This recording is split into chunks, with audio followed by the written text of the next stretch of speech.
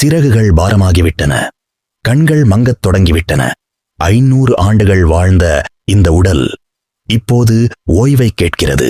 ஆனால் இது முடிவல்ல, ஒரு புதிய தொடக்கத்திற்கான வாசல்.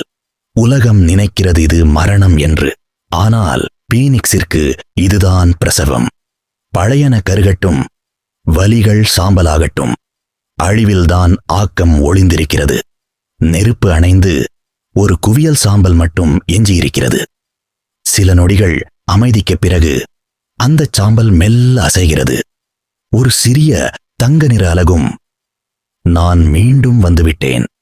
வீழ்வது என்பது முடிவல்ல, மீண்டும் எழுவதற்கான இடைவேளை மட்டுமே. என் சாம்பலே எனக்கு கருவறை, என் அழிவே எனக்கு புத்துயிர். உங்களைச் சுற்றியுள்ள சூழ்நிலைகள் உங்களைச் சாம்பலாக்கினாலும் கவலைப்படாதீர்கள். ஏனெனில் அதே சாம்பலில் இருந்துதான் நீங்கள் முன்பை விட வலிமையானவராக மீண்டும் பிறப்பீர்கள்.